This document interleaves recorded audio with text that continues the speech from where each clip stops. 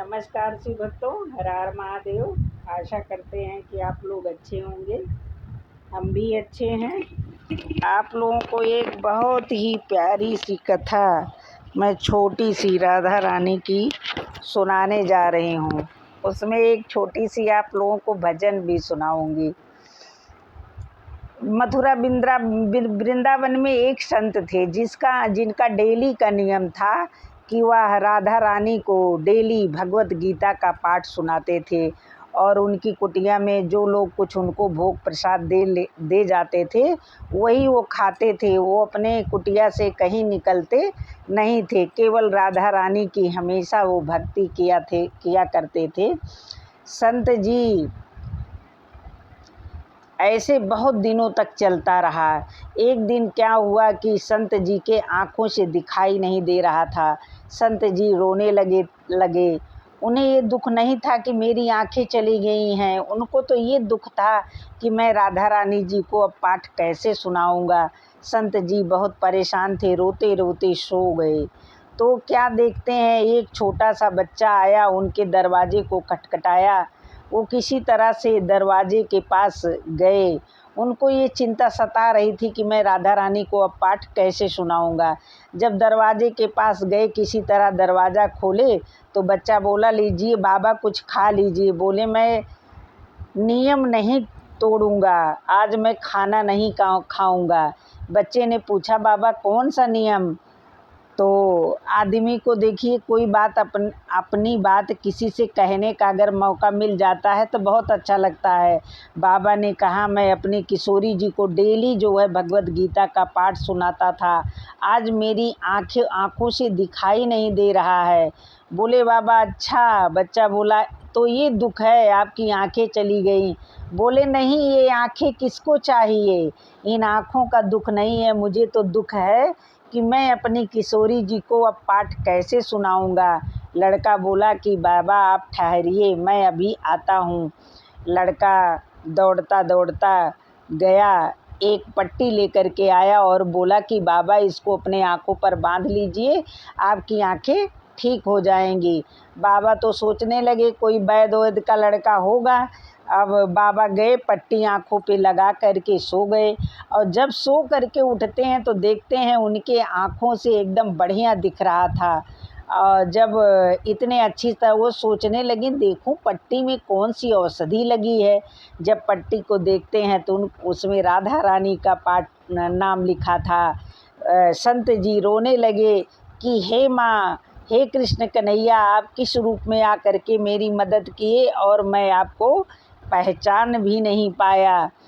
तो उसी समय संत के सामने उनका रोना देखकर राधा माता प्रकट हो जाती हैं और संत जी को आशीर्वाद देती हैं और बोलती हैं कि मैं आपकी भक्ति से बहुत प्रसन्न हूँ और आप रोइए नहीं, आप जब तक जिएंगे तब तक मुझे भगवत गीता का पाठ सुनाइएगा। आप जब पाठ सुनाते हैं तो मुझे बहुत ही अच्छा लगता है। देखिए, अगर भगवान को हृदय से आप मानेंगे तो कहीं ना कहीं वो जो है, हमें भोजन की तो ऐसे पूजा की भी चिंता होनी चाहिए। आज मैं ये करती थी तो लेकिन आज नहीं करी, तब भगवान कहीं जा कर के सुनते हैं। भगवान भाव के भूखे हैं और उनको कुछ भी नहीं चाहिए। तो राधा रानी आशीर्वाद दे कर के चली जाती हैं।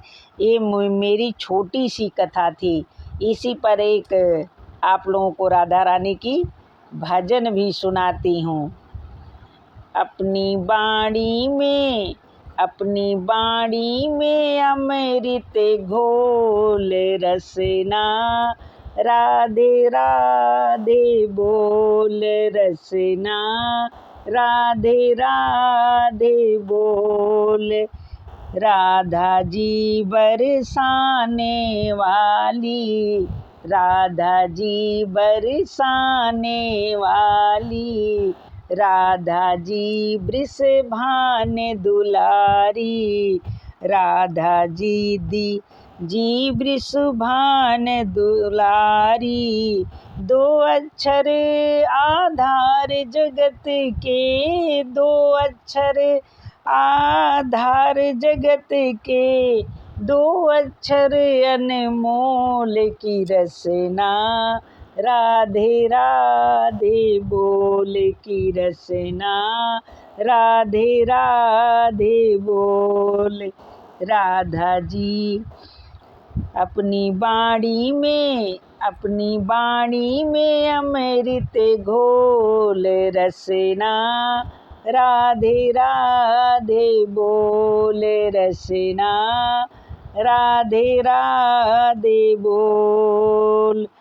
राधा जी महारास रचाए, राधा जी महारास रचाए, राधा जी नंदलाल नचाए, राधा जी नंदलाल नचाए।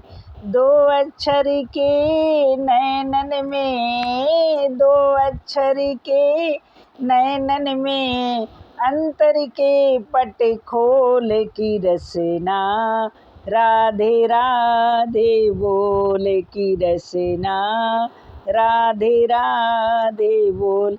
ये मेरी बहुत छोटी सी भजन थी, यहीं पर समाप्त करते हैं। अगर मेरी कथा और भजन आप लोगों को अच्छी लगी हो राधा रानी, तो कमेंट बॉक्स में राधा रानी ज़रूर लिखिएगा।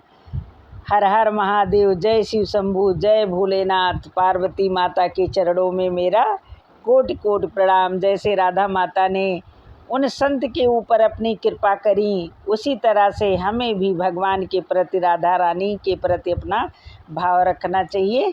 माता रानी सब की रक्षा करे। हर हर महादेव, जय राधा मैया की। धन्यवाद। घर घर महादेव, हर हर महादेव।